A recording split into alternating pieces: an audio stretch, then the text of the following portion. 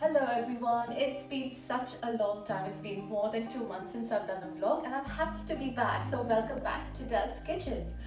Today we are going to make Bhakras, which is a tea time favorite snack with Parsis. Bhakras are basically fermented biscuits, cakey biscuits I must add, which we used to have at tea time every Sunday as a family. And not everyone can make it, and yes, there are different variations for making bhakras, and I'm going to show you just how I do mine. Now, bearing in mind, in London we don't get the main ingredient like toddy, which helps the fermentation process with the bhakras. We use yogurt instead.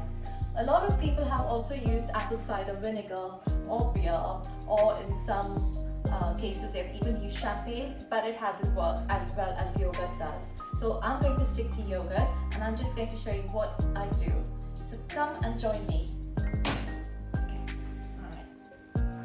I have made bhakras at least 3 times by now, and I think I have bettered myself every time I've made it. And everyone has their own way of making it. There's no right or wrong way. You have to do what suits your bhakra making. So please let this just be a guideline, but should you want to add something more or less, please go ahead and do that by all means. So let's start by the ingredients here.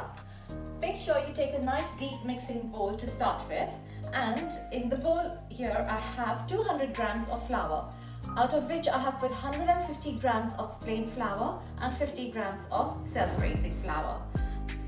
The second most important ingredient is your semolina. Now the recipe calls for suji, but again I have a mix of semolina which just works beautifully for me because I like a crunch in my bhakras. So I have 100 grams of suji and 100 grams of coarse semolina, as you can see over here. To this, let me first add half a teaspoon of salt in the flour, and I'm going to add the suji next. I also have 200 grams of sugar. Now for the flavoring, let's go to the pestle and mortar, where we have 1 whole nutmeg and around 12 cloves of cardamom, which I have de-seeded and removed the seeds and put them in the pestle and mortar already. Okay, just a small tip. When you make bhakras, if you have gloves, please wear them. It just makes your life so much easier when you have to knead the sticky dough. It doesn't stick on your fingers. So, Operation Bhakras. Let's go and grind the cardamom and the nutmeg. Make sure you do it on a strong surface. Just make it into a powder so you don't get bits of cardamom or nutmeg in your mouth. I'm just showing like this. Add to your flour and sugar mix. Okay, the next ingredient is the most important one, which is yogurt. And I have Greek yogurt over here. Now the most important ingredient, of course, for the bhakras to fluff up and ferment is your yogurt. 100 grams of Greek yogurt, that goes in. So to this mix I'm going to add 2 eggs, and these are medium-sized eggs. The next thing we add is 1 heaped tablespoon of ghee or clarified butter. That goes in. This is not for the faint-hearted. I mean, the worst is still to come, trust me on that. Now it's all about flavoring, and this is where you can actually experiment. So I'm going to start with vanilla extract, and around a tablespoon of that. Add a tablespoon of rose water, and this is beautiful aromatic Iranian rose water. To the mix also I have to add around 1 teaspoon of baking powder. Lastly, and this is my take on it, I came across a precious extract called ice cream extract, and I've added it to bhakra and lagandu custard, and it's absolutely divine. Please invest in this. It's precious. It's a Viola brand and you get it in any of the kanyas in Mumbai. So 1 teaspoon of it. I've got some slivered almonds, so I'm going to add around 3 tablespoons of that. This is where the sticky gooey bit will come in. So at first I'm just going to mix it with the spatula.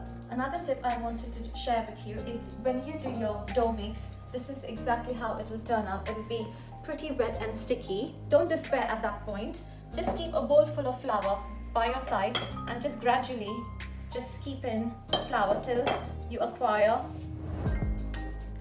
a chapati dough kind of texture. And I think this is where I'm going to now use my hands. So basically we just have to form it into a dough. There's no need for kneading at this point. We now have to leave this at least for 2 hours in a warm place. Just cover it with muslin cloth which is slightly damp, or even a tea towel. And this is a dough I did yesterday, and after the 2 hours of fermentation I put it in the fridge to cool down because I wanted the dough to harden up and get smooth like this so I can roll it out. So if you feel your dough is too sticky, just pop it in the fridge overnight and do the bhakras the next day. That will make your life much easier. So the last bit before you roll out, 2 more tablespoons of ghee, and then just kind of fold it in. Doesn't need a lot of kneading, just slightly till it all gets mixed up.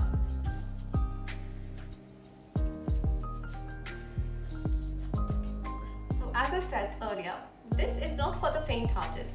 If you love your bhakras, you have to be ready to accept the fact that it's made in clarified butter or ghee. You need a nice deep wok-style saucepan, and you need at least 500 ml of ghee ready for us to fry our bhakras in. Let's start by cutting the dough in half, just to make your life easier to roll out 1/2 of your dough. Let's take a tablespoon of flour and spread it.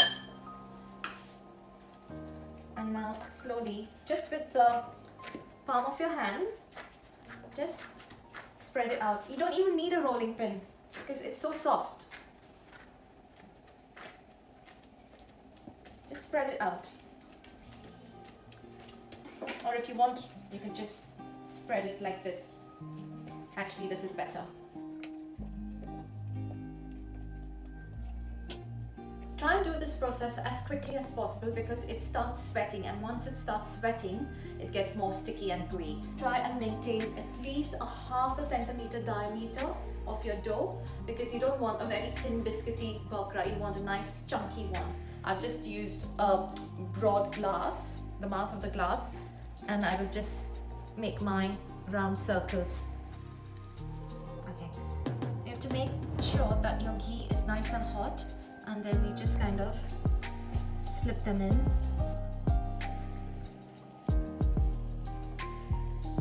Just kind of reduce to medium.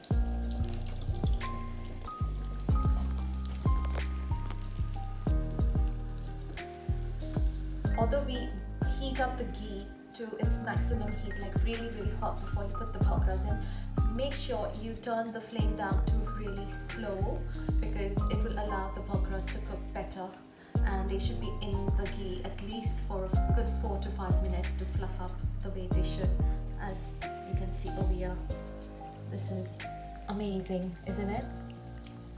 Ladies and gents, here we have it, the amazing bhakras in all its glory, and they look absolutely authentic, and we have also tasted it while making it. So you will probably get around 30 to 40 pieces of bhakra, depending on how big or small you cut them really.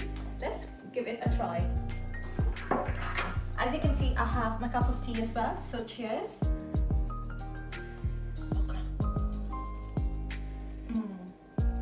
Here's how it looks. Basically, you just had a look. I can make bhakra, so can you. It was an easy recipe. Yes, it takes a little bit of organizing, but it's so worth it. So please do try it. It's amazing. And can I just say a huge thanks for your support as always, and Khodat Sal Mubarak to all the Zoroastrians. It's a very special day for us. It's our Prophet's birthday, so happy birthday Zarathustra. I'm going to check out now. Love you. Bye.